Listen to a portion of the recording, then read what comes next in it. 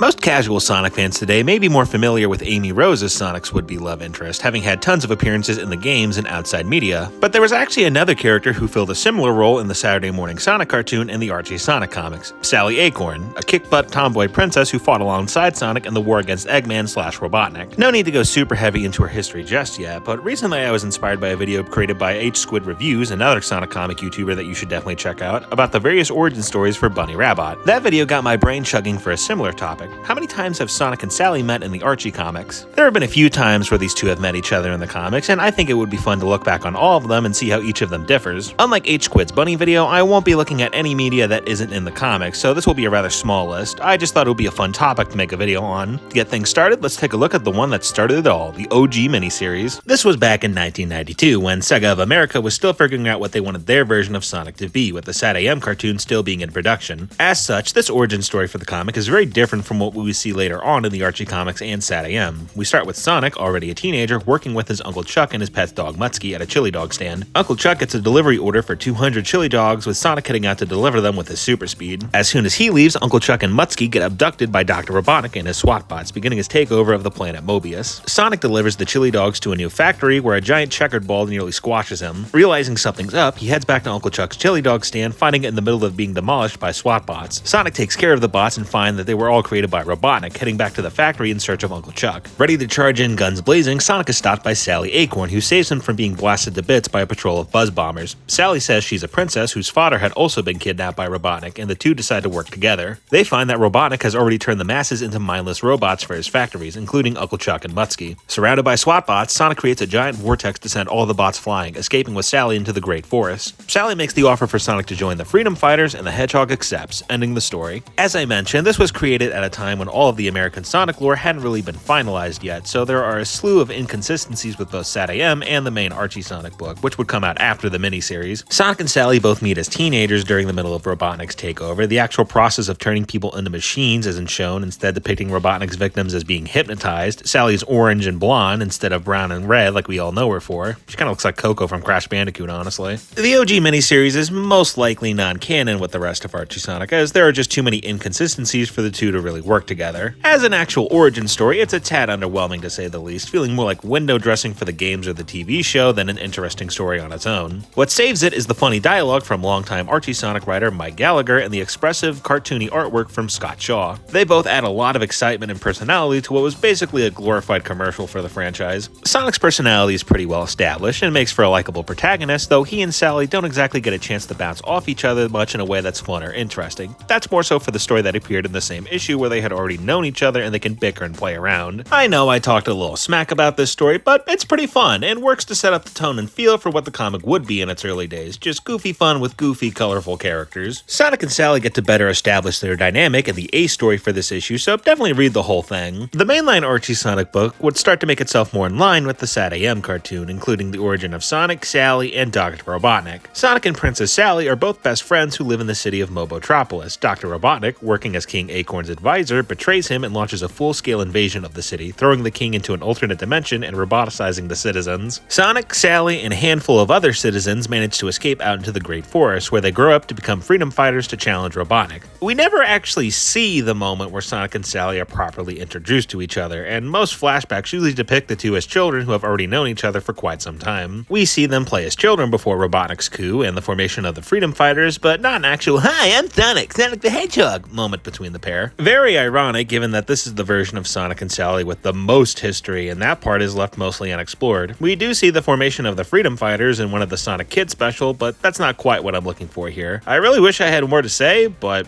I don't, so on to the next one. In Sonic issue 52, Sonic and Tails are running through the forest when a glowing zoot suit appears, flying into a cave. Sonic chases after it, and upon entering the cave, is transported to a world similar to that of 1930s, 1940s America. Now wearing the suit, Sonic acts as a private eye of sorts, sitting in the Wharfside dance hall to wait for a client of his. Sonic's client soon arrives, introducing herself as Miss Acorn. She asks Sonic to retrieve her friend, Nicole, offering a nice, big, juicy reward for her safe return. Her words, not mine. Miss Miss Acorn says that she was last seen in a factory, and Sonic zooms off to go and find her. Sonic fights off a group of robots who are carrying a handheld computer, finding that the computer is Nicole. Sonic rushes back to the dance hall to return Nicole to Miss Acorn, only to be caught in the trap by Dr. Robotnik. Robotnik reveals Miss Acorn as Princess Sally, leader of the rebellion. Sonic and Sally escape Robotnik's clutches, arriving at an airport to fly away to the Great Forest. Sonic insists that he works alone, but Sally manages to convince the Hedgehog to join the fight against Robotnik. After all this, Sonic stumbles out of the cave, finding everything back to normal, and choosing to keep this story to himself. I have no idea why this story exists, especially during a period of the comic where it was becoming more story-focused, but it's still a fun little side story. It's just a cute little parody of Casablanca with Sonic and Sally.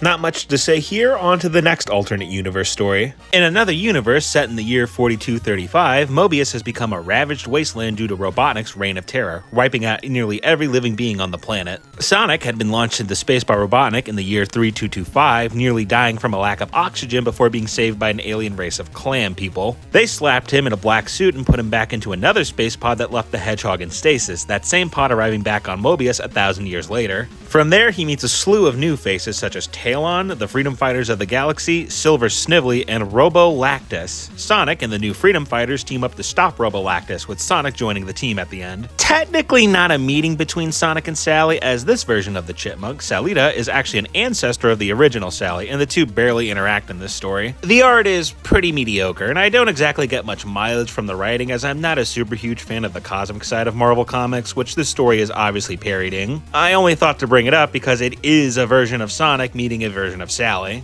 Speaking of, let's just go ahead and speedrun some stories where Prime Sonic meets an alternate version of Sally. Sonic meets Sally Moon, Sonic meets evil anime villain Sally, Sonic meets Kaiju Sally, Sonic meets ugly lawyer Sally. If you want to see me talk about some of these stories more in depth, I'd recommend checking out my Sonic video, since I don't really feel like repeating myself this time here. Moving on to the stories people actually care about. Sonic issue 225 was a big milestone for the comic, and it kicks off with the cinematic art of Tracy Yardley, Eggman's launch of his new Death Egg, Sonic and Sally's first kiss in years, and horrific murder!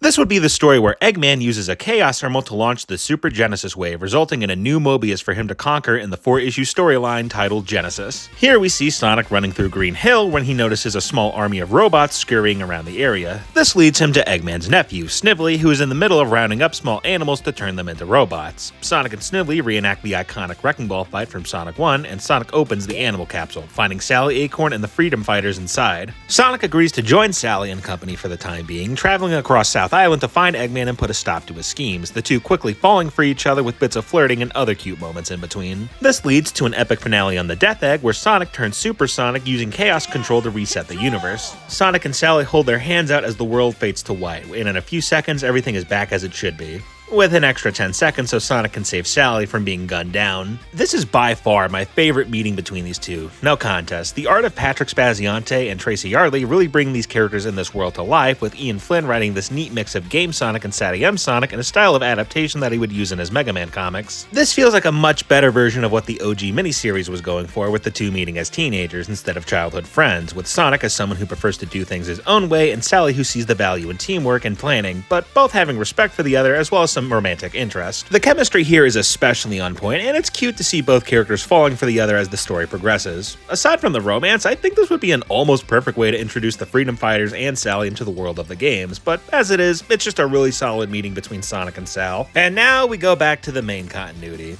which also has nothing. Following the infamous reboot of the Archie Sonic comics, character histories would be completely retooled to fit the new world, which was closer to that of the Sega games. Sally Acorn was still a princess, still lost her kingdom to Robotnik, still led the Freedom Fighters, and she still met Sonic, but the actual meeting between the two is left unseen. Like with the Pre-Reboot continuity, we would only see bits and pieces of their history in small flashbacks and panels, even less so with the reboot, as the farthest back we go is with the reboot's version of Sonic 1, with Sonic saying he would push out Robotnik on his own before Sally and co would join him in the fight. We don't even know how long Sonic has known Sally. They could have known each other for years, or they could have known each other for weeks or days, or who knows how long. Again, I wish I had more to say here, especially as it's the end of the video, but I don't have much else to go into when it comes to the reboot. So here's some nice art by Tyson Hess of some Sonic Mania-inspired Freedom Fighters. That should about cover it. What's your favorite meeting between this classic opposites attract pair? Feel free to put it in the comments, and have a nice rest of your day.